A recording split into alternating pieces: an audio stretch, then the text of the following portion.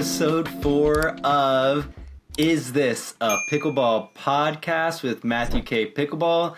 I am joined today with my co-host, Mr. Wilson. Wilson, we missed you last week. What'd you do with your time off?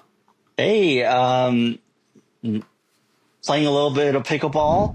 I saw that podcast and it was really good. The two Matts talking it out.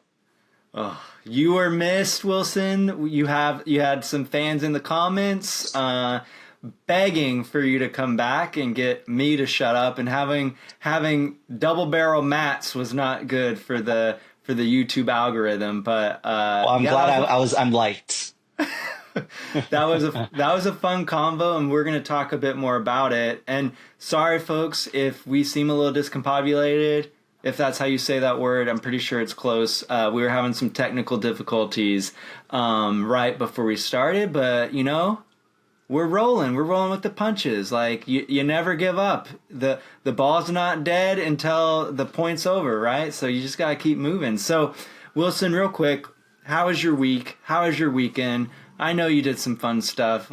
Talk about it. How have you been? Yeah, so I did a little local money ball run by a city, Rosemead. It was fun. It was an open money ball. My mixed doubles partner Ivy and we played against men doubles teams. It was a good experience.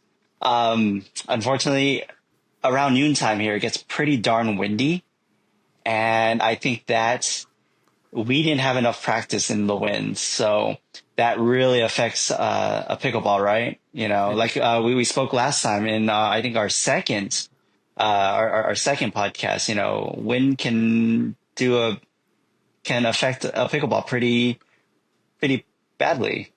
Yeah, I hear that. So folks, step outside your door. If it's windy, that means you need to go to the courts and practice, because you never know when you're gonna hit that in a competitive game. I'm from Arkansas originally, so I'm in Tornado Alley, so they probably play in the wind all the time there. But I'm glad to hear the money ball it sounds like it was a learning match. It sounds like it wasn't too bad. We went 4-3, and it was not bad at all.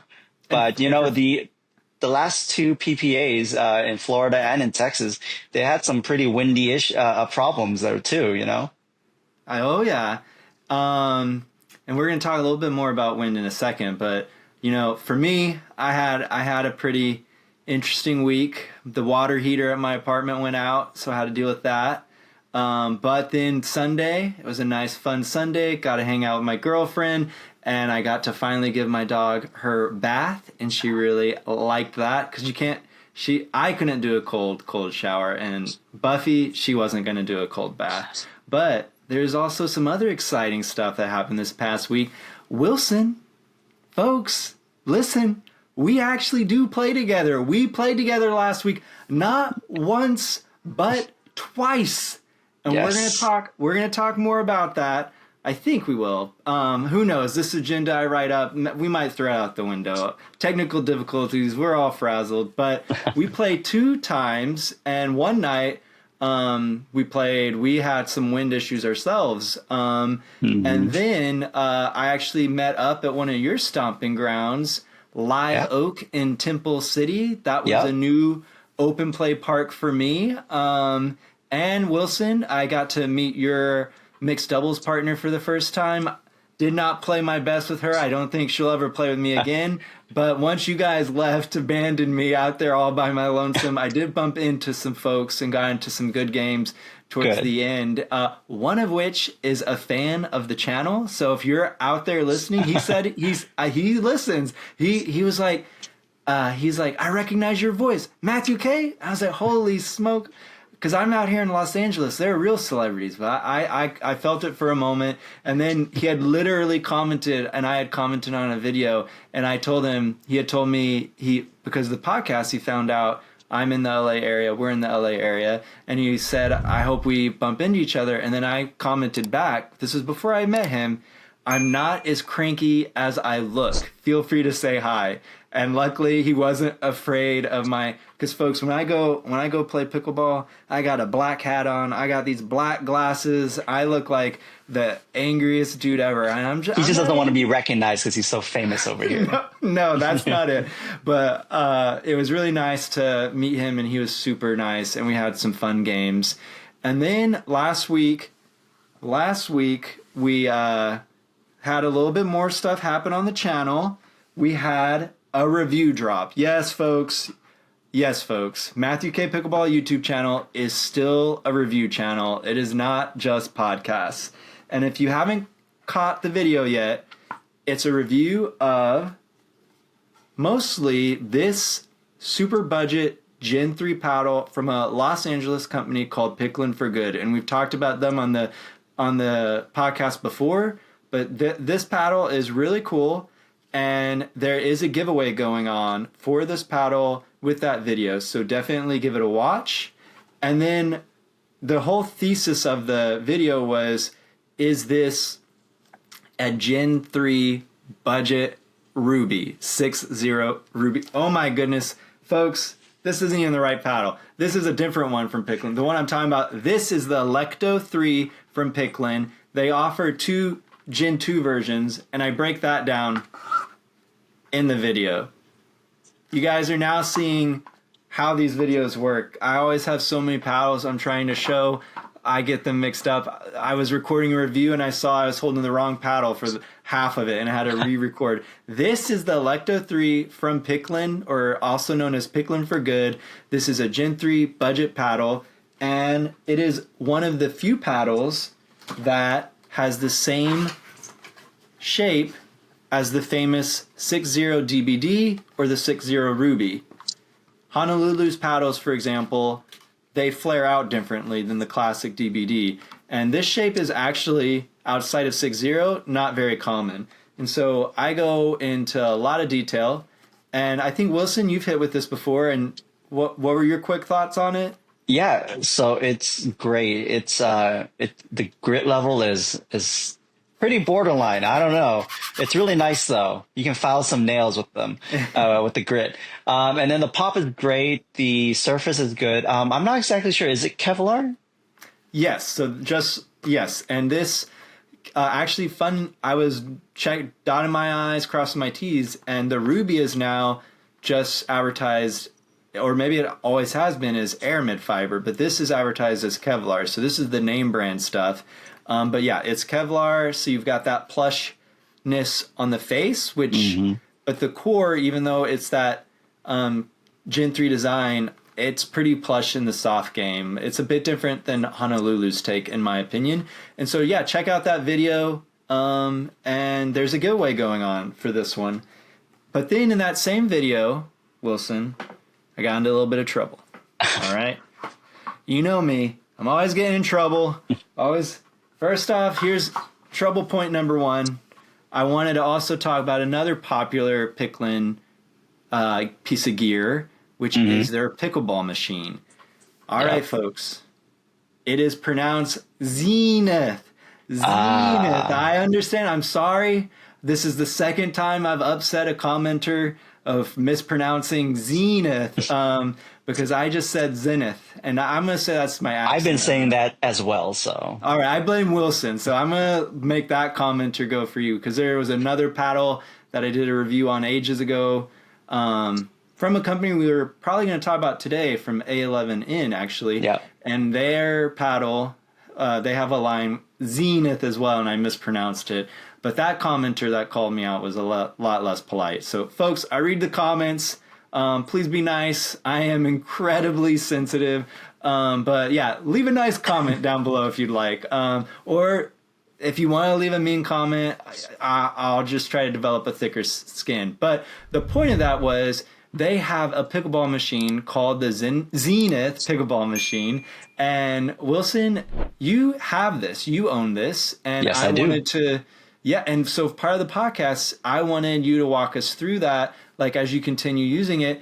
But a commenter pointed out that machine has been sold out for a long time. And so that machine was priced at $940 after you use special promo code Matthew K Zenith to knock off $50.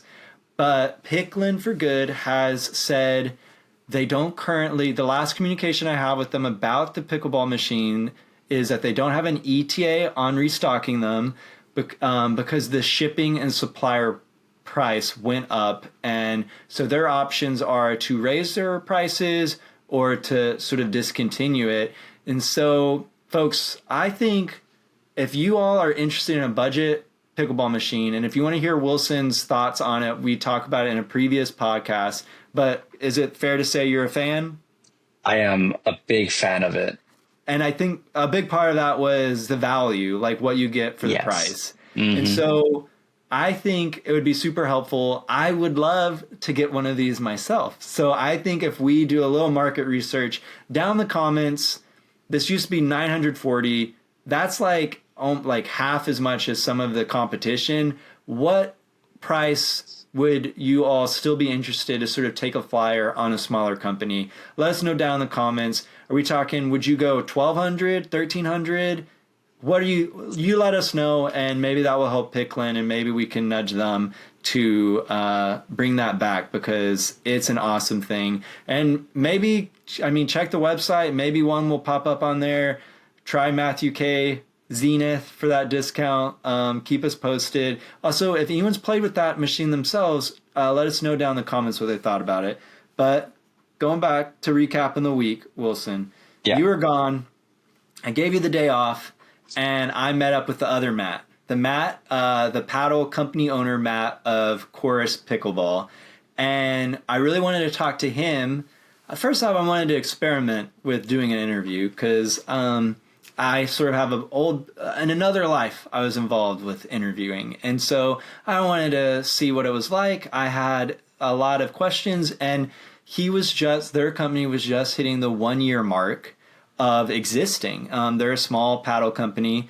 And I really admire all of these paddle companies that are coming about and sort of like trying to elbow their way into a very crowded market that is very much led by a few companies that have a lot of resources. And so I just wanted to pick his brain, like, what did he learn from doing this for a year? And I think it's pretty inarguably the case that his company is a success. There are some things in that podcast, if you want to sort of hear about how he had to deal with a very complex issue with USAP about a very popular paddle release, which I do review on the channel. These paddles, the Fire paddles from Chorus, these were some of my favorite of last year. These are really special, but they're no longer approved, or some of them are being sunset. And if you want to hear about that, definitely check out the podcast with Matt, because he shares a little bit, but there's some stuff he can't share.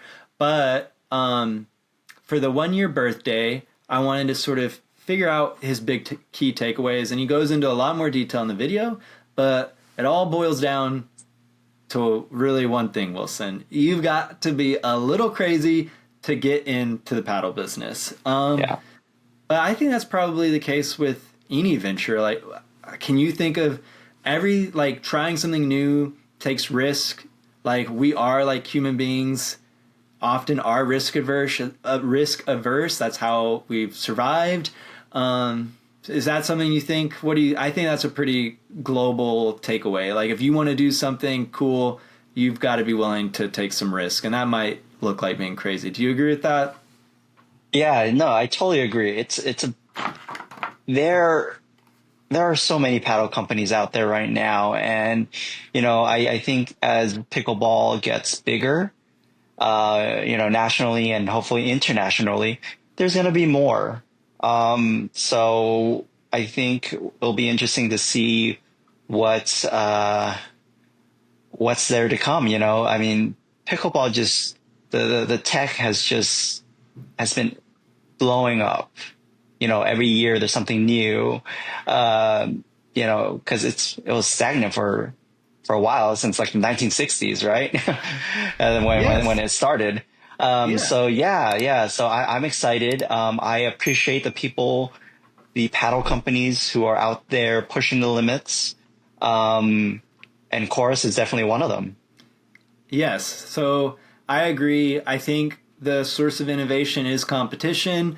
I definitely think to be a competitor, to create a paddle company, gotta be a little crazy, gotta be adventurous. But one thing that Chorus is, what I think has made Chorus such a success, is they are willing to experiment. And they try out a lot of things. And so for their 1 year birthday, they actually had like a ton of prototype paddles, which they called Prelude paddles. I actually have a list of, like, it was 6 different paddles, ranging from paddles with 10 millimeter cells, paddles with a deco weave on its face, just 6K twill weave, 6 millimeter cell paddles, just a ton of variations. And I'm looking forward to testing this one out for fun. This was the Muffin HX, and this is a carbon fiber fiberglass layup with 6 millimeter cells in its core. And Wilson, our 10 millimeter cell video podcast did really well, and so Good. I do think we should do a follow-up on narrow cell, or mainly 6 millimeter cell paddles.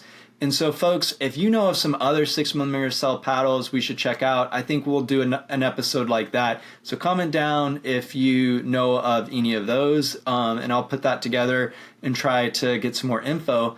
But beyond cells, like, what I really think Chorus did, and they were on the vanguard of this, was they experimented with their layups. And for anyone that doesn't know what layup is, it's all the surface materials that are adhered to the core, in this case, a honeycomb core. So this has a few layers on it, right? And so they really experimented with those materials that they use, but also the order. And the order does have a big difference.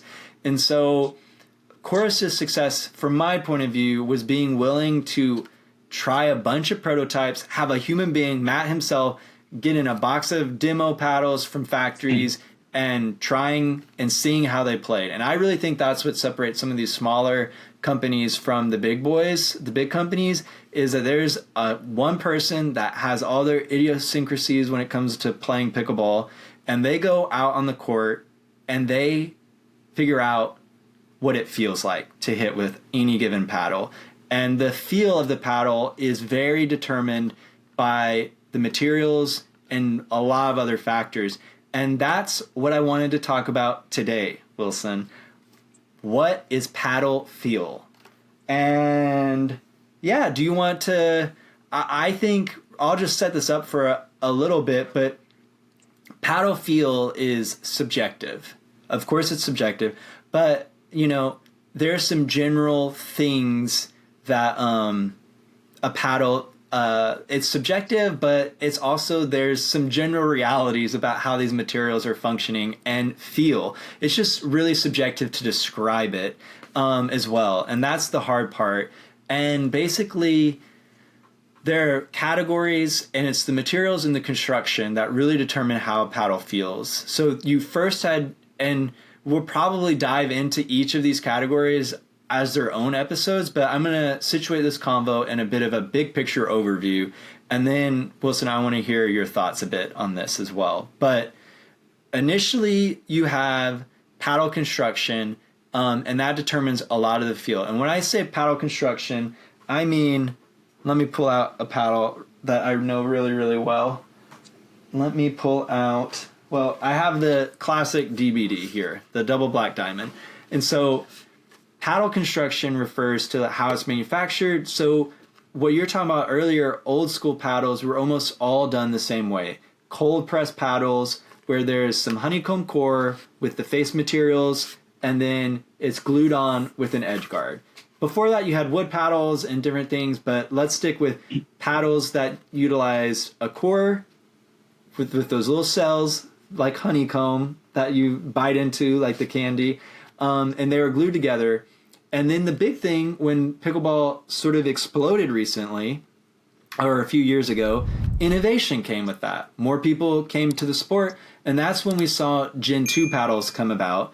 And Gen 2 paddles, this is a Gen 2 paddle. And a good rule of thumb is these are actually made just like those cold pressed, also known as sandwich paddles, except they typically have foam around the honeycomb on the edges, so edge foam, and then they're baked or cooked hot pressed. And so Gen 2 paddles are cooked hot, they have more weight in the perimeter, and so they generally feel like more powerful paddles, hotter paddles. That edge foam that generally is in most hot press paddles widens out that sweet spot, but it also typically gives you some extra swing. And so they're typically more powerful. So Gen 1 paddles are more control leaning and feel softer, I'd say is a pretty good general rule of thumb. Would you agree with that? Yeah, I just wanted to say something real quick about the Gen 2 thermoforming process. So yeah, there is foam at the edges. However, there's also a strip. They put a strip of carbon fiber or whatever material they choose, and they seal the honeycomb and foam essentially. They essentially seal everything into one piece. The seam. So that it's stiffer. There's more pop. The sweet spot's a little more consistent around, on the paddle. Yes. So it's not really relying on the edge guard as much as they would in Gen 1, right? Right. Yeah, so it makes it much stronger, much stiffer. The energy transfer is much more than there is in Gen 1, which tends to absorb most of the power, the force of the ball, essentially. Yes. Yeah. Yes. Thanks for clarifying that. Yeah. So Gen 2 are like, they're baked and sealed. It's one piece of material basically with lots of parts, but by the end of it, it's one thing, hits harder, has more pop. And then there is Gen 1.5, which is sort of the same thing without being sealed. So it has that edge foam, but it's not sealed. A Vatic Prism is a really popular one. You have the Honolulu C2 line, which is expanding as well. And those are really good options for folks that like the control of Gen 1, but want a little boost of sweet spot and power coming from that added weight. But yeah, I think Gen 1 feels softer. And then I think what Wilson's highlighting, Gen 2 paddles get made into a single object. And that energy transfer, yeah, you're getting a more powerful thing. And then Gen 3 is when the waters get a little tricky. And so the core design of Gen 3 paddles vary. And I break that down in my Honolulu J2 Ti Plus video a bit, and in that recent, in my recent PickLn video, if you really want to find out more about that. But they're a little harder to have rules of thumb for. In my opinion, generally Gen 3 paddles seem to have more power. I do think the pop, the feeling of abbreviated dwell time, and see, this language is so hard to sort of really describe how a paddle feels, because we're using words to describe a sensation that also has meaning when it comes to like materials response, like in a material science way. So I try to often avoid using the word stiff feeling, because that has its own meaning regarding fiberglass or carbon fiber. But I think general rule of thumb, Gen 1, softer, Gen 2, harder paddle with that gives you more power. And Gen 3 are, I think, a more complex feeling and often dynamic, meaning you get one sensation if you hit hard and one sensation if you hit soft. And we'll talk more about that. And that's really what I want to talk about, actually, Wilson. I think Gen 4 we'll put in a different box for another podcast. But we were playing together. We played pickleball together, everyone. And and we're going to talk about this, but I had Wilson test out a Gen 2 paddle, and he's been playing with, and we're going to talk, I want to hear your thoughts on that paddle, but he's been playing with the 11.624 power paddles, which are Gen 3 paddles. And this is really where this podcast came from, Wilson. You said to me something to the effect that you miss the feeling of Gen 2 paddles. And so why don't you tell us, all right, let's just bring the paddles into it. I think that will make it easier. So Wilson is testing out the unMARKed paddle, which we talked about last podcast. Wilson was here.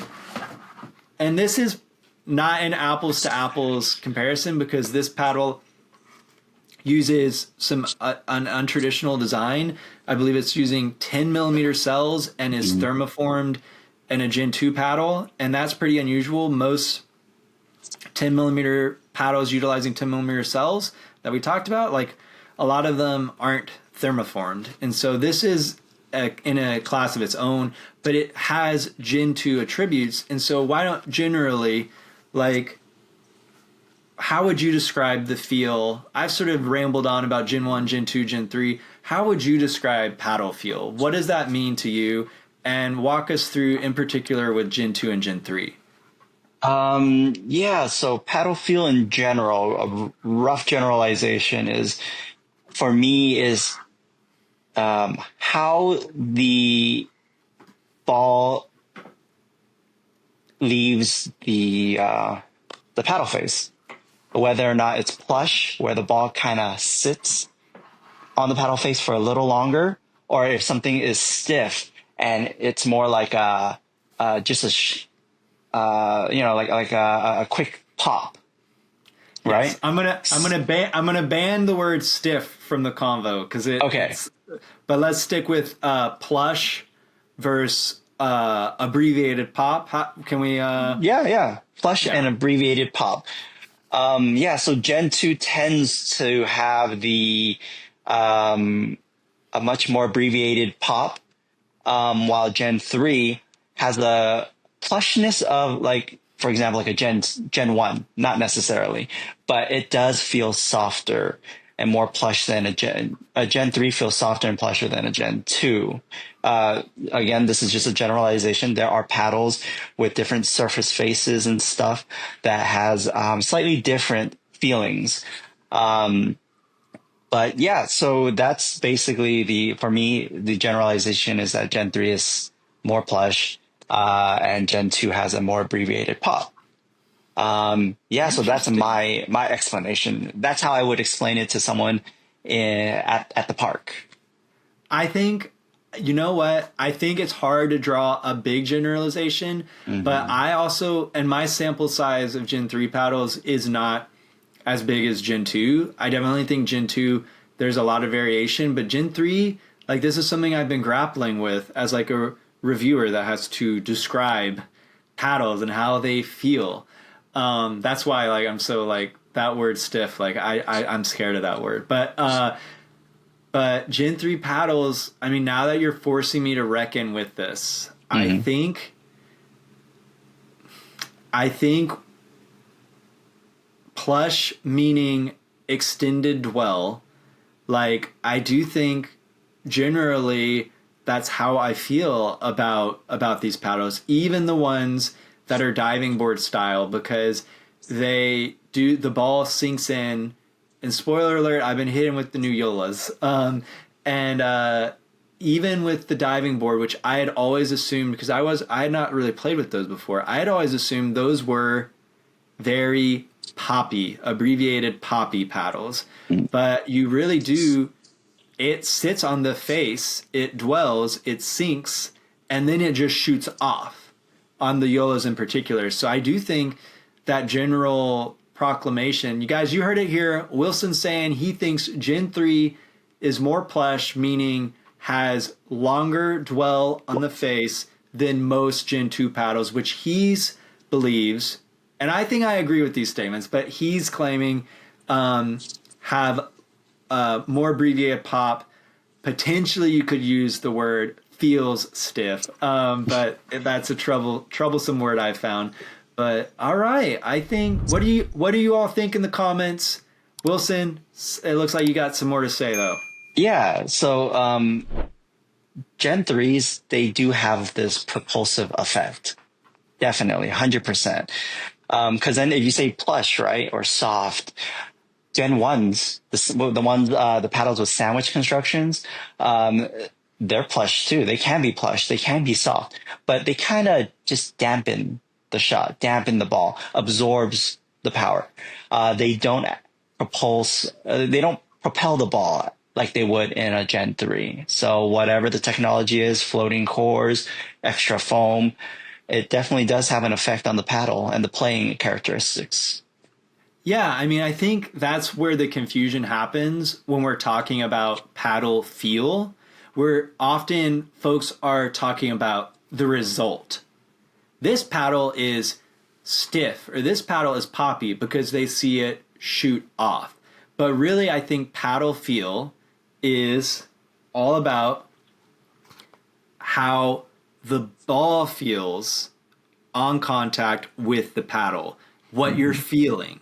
And then you have to also then describe what happens.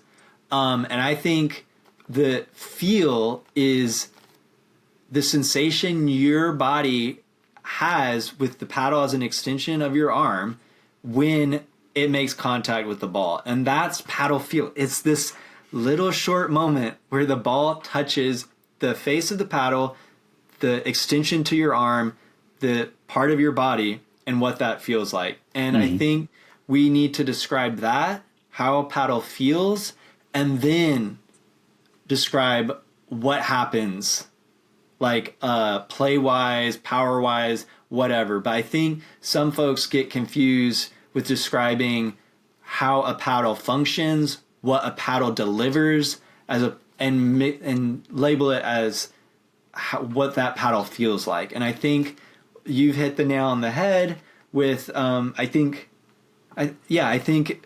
it's really about that point of contact. That's what paddle feel is.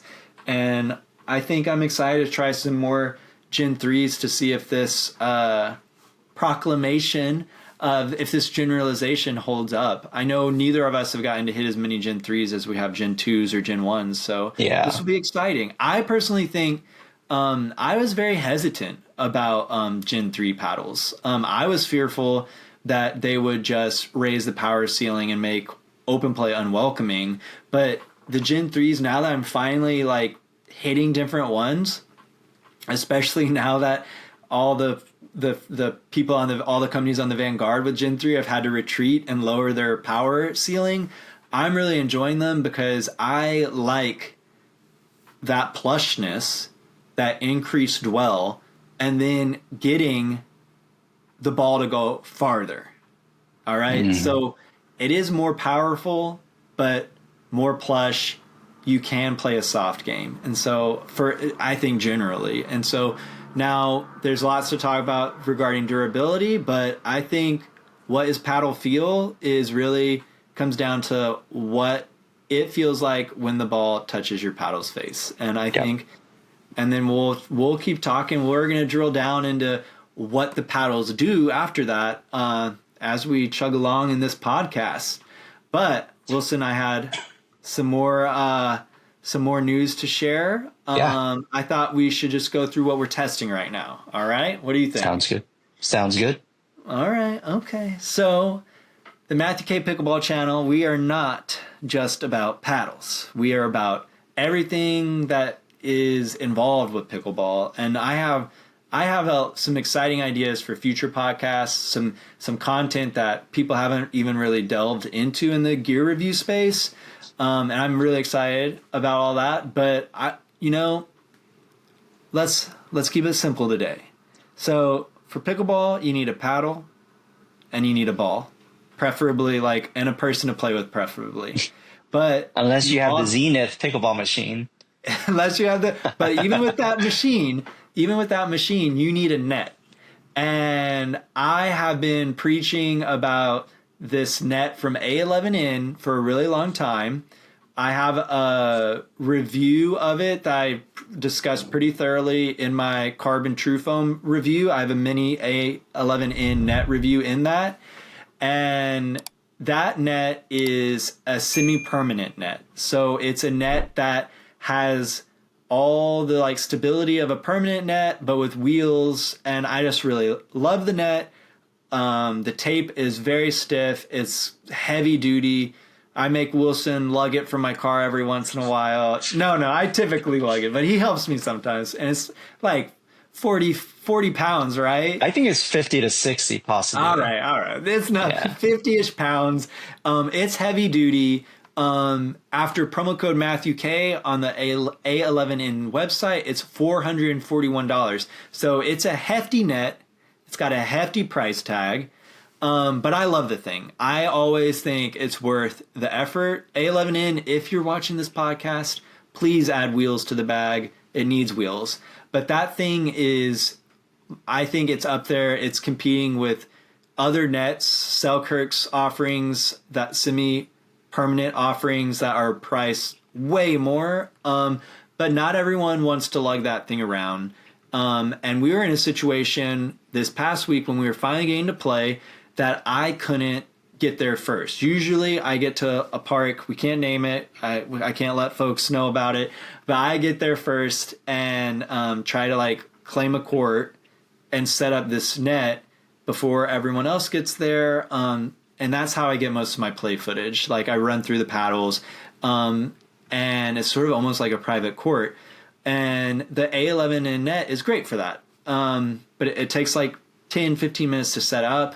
But I couldn't be there. And so Wilson had to go there first, and he brought his nifty Swift net, folks. And I know this is a super popular net. And Wilson, you've had it for a long time. What do you think about the Swift net? Yeah, I've had it for quite a while. I got it pretty early on when I started playing because, 2 years ago, there weren't that many permanent courts, right? So they just had lines on tennis courts and you just bring your own net. I did make the investment to buy a nicer net. I just have this thing with the net cord being taut and stiff, it makes a huge difference compared to when I play in open play with like those temporary Amazon nets. It's great. It's light. I think it's about 17 pounds. You can put it together. One person can put it up on his own. And one thing I really like though is that it's made in the US and every single part of this net is replaceable and you can purchase it. You can purchase replacement parts on their website. So that is a big factor. I know, pickleball's kind of, how balls can be bad for the environment and we don't quite have a recycling method yet for these millions, billions of balls, but at least I can do my one little thing and make sure I can keep my net for, an extended period of time instead of having to buy new ones every time, the metal bends because it's too thin or whatever, I didn't even think about that as, like a big reason to purchase a net, but I agree. Like I've had a crummy Amazon net, part of it broke. You gotta get a whole new thing. And even like with my A11N net, I don't think they sell replacement pieces. So that would be like crazy to like reinvest or get a whole nother one of those. I'm gonna talk to them about that. But I have a surprise, Wilson. So I don't know if you know this, but the sticker price for a Swift net is $370. But I couldn't get a promo code, folks. But I have a discount for whoever's listening. If you're looking for a discount on a Swift net, you can buy directly from them and you'll get $20 off.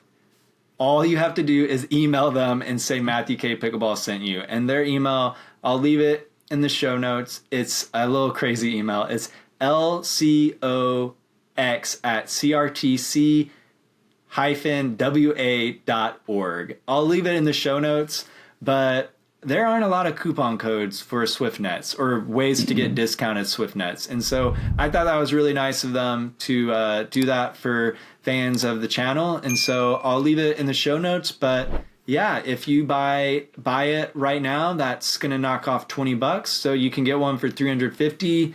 And yeah, I really don't think that is a truly portable net. And I think it's a standard bearer. I don't know how another one hasn't popped up as good. But yeah.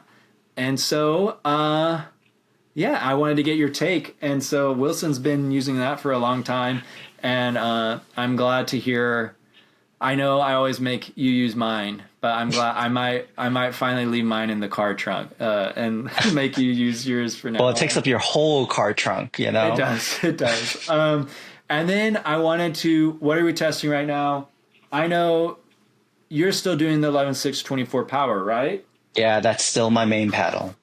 Well, any updates? Which shape are you using? I'm using the Hurache X. Let's see if I can get that out. Yes, folks, it comes in many shapes. This is the Hurache X version. Well, Wilson. Yep. I've got thoughts on these paddles. This, yeah, what I do you think? Will be no. I want to know what you think. Then I'll tell you where my head's at. I actually snuck away early this morning and did a few more hits with one of the other shapes to really. I think I finally have enough hits to really formulate an overview picture of the line. But as someone really focused on that shape, remind me what you think of it, because I know you were playing with the Kevlar Hurache before last year. So yeah. So for the longest time, and maybe talk about feel as well, since that's what we've been talking about. Like, how does the Hurache power feel? And like, I guess this is a good example, right? Gen 3, Gen 2. Yeah. Go for it. Yeah, so far this I am dialing in. It makes all my shots feel effortless, which is nice. I can focus on my shot placement, my control, as opposed to having to, crank and add power to my shots, which, like I've told you many times when we're playing, all you have to do is hit 75% of your power. You don't have to go all out and hit it into the net, Matt. Wilson, that segment's later. I think we'll call it how to get Matthew to stop hitting the net. But all right, paddle feel. Keep going. Yeah. So this allows me to really focus on my control game. I don't have to worry about power and control. I just have to worry about my control now, because this is kind of giving me the power. As opposed to comparing to this, over the weekend, I brought this out because it's always in my bag anyways as my backup. And I played with this for the first time in maybe since I got this about a month ago. There is a huge difference in feel and power. So this is Kevlar.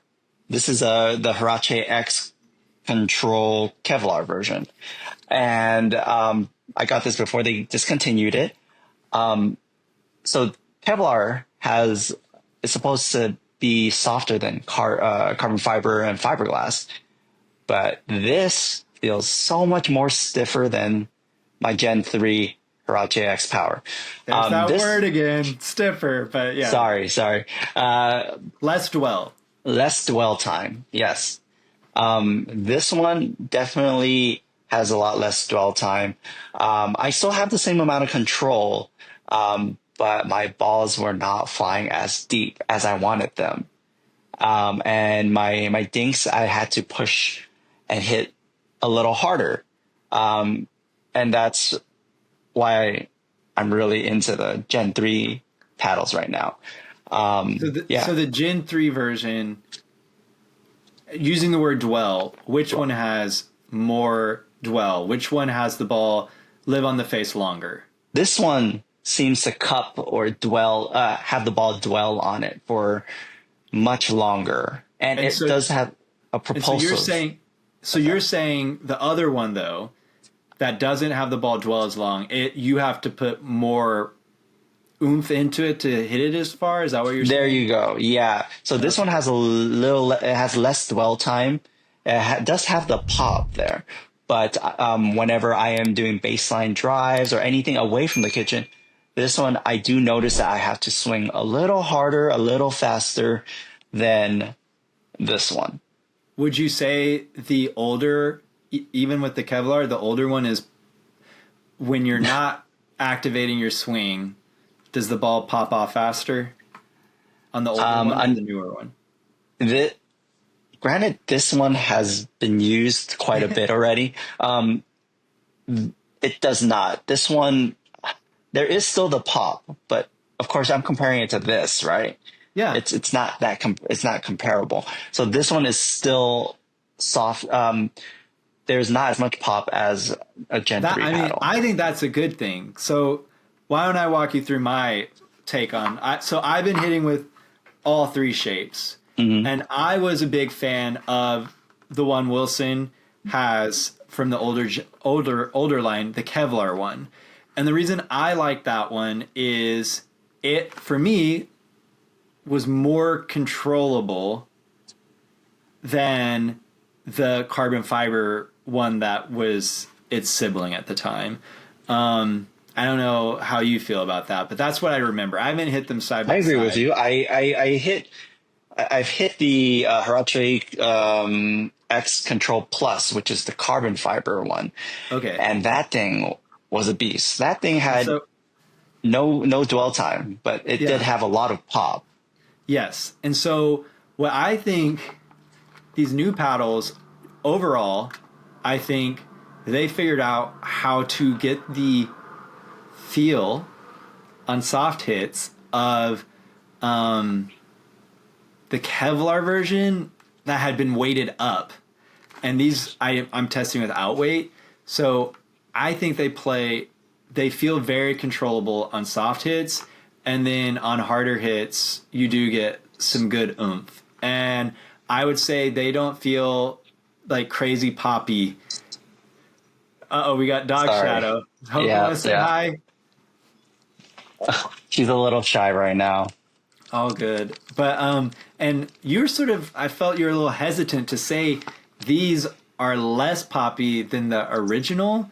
But I actually think that's a plus, because I think not a lot of people know how to customize paddles, and I think really what they want the help in is with their baseline or their drives, getting some power help. And super poppy paddles, that's great for hands paddles. That's like a little bit more of an advanced thing. And I don't think every player really would benefit from poppy paddles with low dwell, because unless you've already learned great mechanics, have an insane top spin, can do everything you need to do. And so I think these paddles have found a sweet spot, and I think they built on the foundation what they did, plus they experimented with this other paddle called the Hurache X Alpha 1, which I think we might have talked about before, but this was like a small batch that David over at 11/6/24 does. I think it's still there occasionally, and it's like these paddles but with crazy pop. And it's pretty crazy. This is too poppy for my style of play. And so I think it's cool, sort of like what I was talking about with Matt over at Chorus. There's this experimentation going on, and then involving, like, doing a small run and then involving people, getting customer feedback. And I think what 11/6/24, and I'm going to spoil, like, this is the review I'm trying to get out first. But Wilson, what's interesting is the paddle you have, the Hurache one, is the most control oriented, or close to it. You would think that maybe the Pegasus. I would have thought the Pegasus. It's very controllable. You can do a lot, but that face. I love this design of this face. This has such a massive sweet spot, and your hand, like, you get oomph on every hit. And I found myself going back to this one when I needed super precise place, or when I wanted a little more precision on placement. Like, none of these are going to be as easy to place as Gen 2 paddles. But my general takeaway was this one was actually this one has a lot of control, and then the way it's designed, you can bring power to it. This one, you can't miss with this paddle. You hit sweet spot every time, and so it feels, once again, a subjective word, feels more powerful. And now we're talking about outcome, but it produces more power per hit, in my opinion. And so that was really interesting. And then I think the one that people really love, I can't remember. I think the Vapor is the one Pickleball Studio loved so much. Yeah, that's the popular one. Yeah, and this I felt was the poppiest. So the one with least dwell for whatever reason. And so this one I really enjoy, yes, but it is the one that I think has the highest learning curve. And maybe it has to do with that very unique shape. I know David spent a lot, I mean, the Pegasus has it too, but I know there's a lot of trial and error getting this curve right. And it's kind of like the inverse of a J2K. Like they stretched the head out, the corners of the head, rather than the bottom. And so, yeah, that plow through, it's just a very interesting paddle. But this is the one I would say is the most aggressive of the bunch. And you would think the elongated one was, but I find that interesting. Yeah. And that's just my opinion. But that's sort of my takeaway. And so I'm going to work on that review and hopefully get it up on the channel ASAP. But it's cool that you also sort of saw that the power paddles have more dwell and a bit more muted pop. However, that core design, so we're talking about the feel. Like they feel like the ball lives on the face longer, but then that core design projects it off. And so you've got, it's very interesting. And I think it's a really nice take on Gen 3. I can see why they're so popular. All right, Wilson. And then quick thoughts. You did some hits on the mark unmarked. Like first impression, what are you thinking? Yeah. So again, remember this is my main paddle. This one is definitely I like to use the word poppy. Yes, I am. Poppier than my Hurache X Power. I love the grit on this. This is definitely grittier. There is better control than my Hurache X Power. But I think did you say this was a 10 millimeter cell? I believe so, yes. Yeah. So, I mean, it was great. It felt pretty nice. It was poppy, yet it wasn't as poppy as, let's say, a PaddleTech. So I think this would benefit with some tungsten tape or lead tape, some weighting on the sides, because I do feel that the sweet spot is slightly smaller than what I've been using. But yeah, the grit is great. It feels nice. Could use some weighting, perimeter weighting. But okay. Yeah, it's a pretty good all court paddle. All right. It's not a power paddle. You have to remember that because, like you said, this is a Gen 2, but it's a great all court paddle. It can do a little bit of everything decently. All right. Well, maybe we'll have you weight it up and give us more thoughts on it. I'll have to try that. Folks, Mark Pickleball, this is an oldie, but so they came onto the scene. They really got popular last year, releasing one of the early red Kevlar paddles.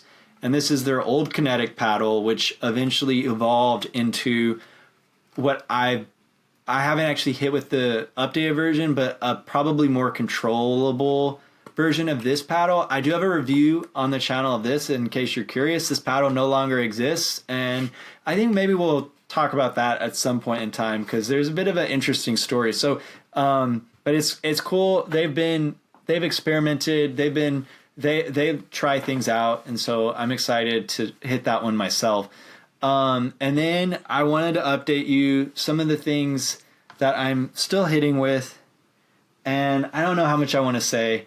I've been hitting with the JOOLA Perseus 14 millimeter, and this paddle is, I have a lot of thoughts. And I think I might just hold off on sharing them right now, but it is definitely, it's a diving board design, Gen 3 design. It is, I've never really hit with JOOLA paddles, and I'm excited to share more about this. But other things I've been hitting with, because there are a few more topics I want to hit before Wilson goes to dinner, because folks, you didn't hear this. For some reason, he fasted the whole day. He had to go to work at 4:30 a.m. So I know the clock is running, but I made a grave mistake. So I had talked about this recently, the Signature 16. So this is not the control version. This is not like this is this Signature. And then I had this tucked away. This is the 13 millimeter version. And I was trying to figure out, well, how do I do a review? Because I don't have what I need to do. Like, this isn't representative of this paddle line, because it's 13, 16. They're very different. And so I actually am bringing this one. I'm going to try and get this video up and made before their next paddle comes out. And so be on the lookout for that. I'm still testing those out. And I did get a few hits in with this paddle from Standout, the new CF4. Lots of people are loving this thing, and I've loved a lot of Standout's paddles in the past. I'll try to leave a link for one of my videos here. There are a lot on the channel. They're a really cool company. Their founder is one of the OG founders of 6-0, and she's a pro pickleball player, and she makes awesome paddles. And so I'm going to try to get more hits on this one. And then another thing I've been testing out. And do you have something? What? Oh, no, not. Go ahead. No, Wilson, what? Everyone wants you to talk more. What did you? Well, I haven't gotten enough paddles to test out yet. I've been just working on this one. I'm working on it. It's been great. Yeah. All right, paddle companies, get the co-host Wilson some paddles. You can contact me. I will make it happen. I'm trying, Wilson. I'm trying. But one other thing that's not paddles I've been testing out is Gearbox's socks. Oh. So I have their paddles, and everyone's trying those out, and I think there's going to be a million videos on those, and I'm not sure if I'll be on the first wave of that video, because I have the ones I'm working on. You know, if anyone's familiar with the Matthew K. Pickleball YouTube channel, we're always 2 months behind. So I just take a long time to test stuff. But their socks, I've been testing those out. I really like them. I don't know if a coupon code works with them, but their socks are very good. But Wilson, I know you've been testing something, and it's going to be probably a segue into our next topic. But did you get some grips from Bodhi? Yes, I did. I just have to find them somewhere. Right here. Nice. So you've been trying out the dry one? Yeah. So actually, I have tried both. This is the dry grip, and then this one is the Ultra Tack grip. And the Ultra Tack is the one I really like. But what do you? Yeah, I actually grown to like the dry grip a little more. If you look at the thicknesses, the Ultra Tack, the one that you do like, it does, it's a little spongier. It's a little more absorbent. And the dry grip is much thinner. And I was like you for a while, for a long while, I really liked a thicker grip. I think we used to have about a 4.5-inch diameter grip, roughly. I did, yeah. Yeah, I did. I roughly had that same too. But I really toned it down now, and I just use one thin grip. And if anything, I even stretch it out to make it a little thinner. But they're both really tacky. They're really good. I think the biggest difference is whether or not you want a little more absorbency and cushion. Then you would go with what you like, the Ultra Tack. But if you like something a little drier, something thinner, you could go with the dry grip. All right. My doorbell went off, so I think folks might have heard that, but and the Alexa's talking to me. But let's keep chugging along. Folks, if you hate your ALEXA, comment down below. But so you're enjoying the dry. I think I'm gonna maybe I'll leave the sticky to the side and give the dry a chance. Yeah, it's right here on the unmarked right now. All right. And now that brings me, I think we're running out of time. So that brings me to, I think, new gear alert. We'll see where we are. But speaking of Bodhi, they got a new bag. I love that color. Yeah, they, and I believe, so I just got this today. It's got tons of features. So I'm going to run this through its paces. We'll get that on the channel. But that brings us, that's our big new gear alert. And I'm going to have a bit more at the end when we wrap up. But that brings us to today's sponsored segment. Friend of the channel, Bodhi. They make the grips. They make the bag. They make a ton of stuff. Like, they're a one-stop shop now for all your pickleball accessory needs. Let's do Wilson's tip of the week, presented by Bodhi. So thank you, Bodhi, for sponsoring my little segment. But my tip of the week, personally, like I've learned, is when people are trying to do a third shot or fifth shot drop, or just a drop shot in general, they try to aim for the kitchen or just past the net, and sometimes you come up short. The one thing I've learned is to, instead of aiming for your opponent's kitchen or just over the net, you aim for your opponent's feet. You want to drop the shot right where their feet is. Aim for that. So you may miss a little long. That's okay. The ball is still in play, right? If you miss short and into the net, it's game over, point over. So aim for your opponent's feet. That will give you more margin for error.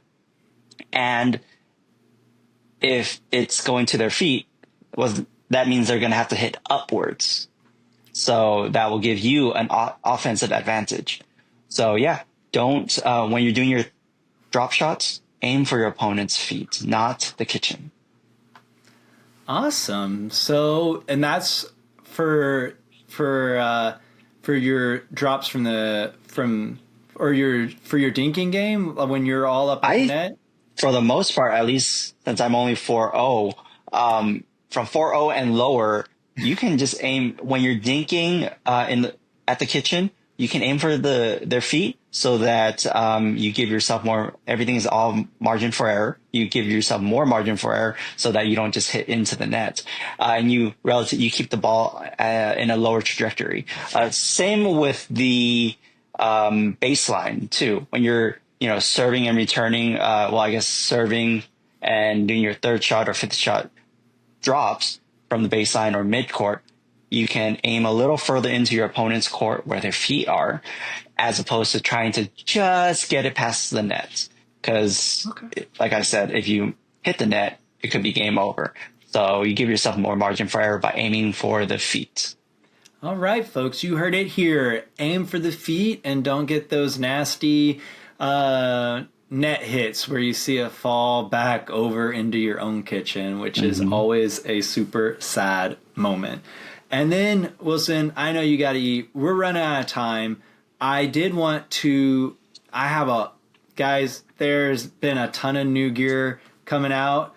Tons of things to highlight. I think we'll do that on the next pod, but I can't leave you without talking about one thing that's coming up.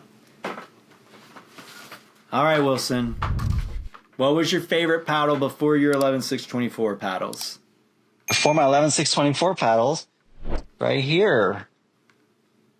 The Filth. My bread and butter Filth. Bread and butter Filth. All right, everyone. The OG,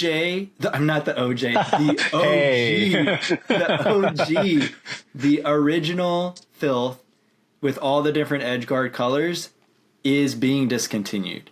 that thing is going away. They are clearing that out on their website.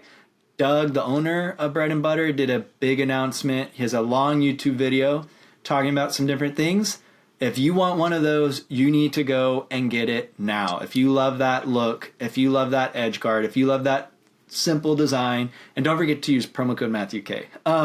But those are going bye-bye. Out with the old comes the new. I like that design. This is the new Filth. The new Filth elongated, and that will make sense in a moment. But so this is the same paddle, just with a different look. And so no one worry, if you love the Filth like Wilson, it's still there. But what they've done is Doug just dropped a big video on YouTube walking through, and I love it when paddle company owners do YouTube videos because you always get so much info. And I watched the whole thing. He had a 8% alcohol like beer. I'm surprised he was awake at the end of it. But anyway, he really liked it though. But he dropped a video, and the summary is the summary of part of it, of the Filth part, is this has been one of the OG Filth, the one you're holding, Wilson, has been like the most popular paddle of their line. And it is lower in price because, as he explains in the video, is it uses the carbon fiber face, and that's just less costly than some of the other face materials that they use with their other paddles. And so what he wanted to do was to expand the Filth into a full-fledged line. So we now have the Filth Hybrid coming, as well as, and I'm excited about this one, wow, the Filth Standard. All right, should we get the thumbnail real quick? Here we go, folks. Let us know, are these thumbnails good? But anyway, so this is a whole new line of Filths, and it's coming in 3 shapes, and they're made all like the OG. And I believe in my notes, these are coming up. They're still trying to get all their I's dotted, T's crossed with the USAP approvals. Shouldn't be an issue, same as the Filth. But be on the lookout. I'm actually going to try and get a review of these out ASAP. And if you want more info, check out their site or that YouTube video. But yeah, I'm excited. I haven't hit with their this shape before. It looks awesome. I'm really excited. And yeah, let us know. What do you guys think of the new look? Better, worse, same, different? Let us know. Bread and Butter, they're doing cool stuff. Promo code MatthewK works with them. And yeah, that's really, I have a ton of other stuff I want to talk about release-wise. And yeah, but you know what? Let's save it for the next pod. Stay tuned to the Matthew K. Pickleball YouTube channel, my 11.624 power review. I'm really trying to get that one out ASAP. And then be sure to check out the PickLn Electo 3 review. That giveaway is running, but you got to go figure out how to enter. Just check out that video. And then, Wilson, anything to say as we say goodbye to our 2 or 3 fans? No, I'm just thankful to be here and having you being on the pod. All right, now that I got to fluster Wilson, everyone, please send him some love down in the comments. He's one of the most insecure people I've ever met. He needs it. No, I'm just kidding. But anyway, please, I'm the insecure person of this duo. So please like and subscribe to the channel, or like this video, subscribe to the channel. The podcast is on all the major platforms. We did get a positive review on Apple. That was awesome to see. Thank you. But more than anything, we both hope you get to pickle soon. And just don't forget, it's about having fun.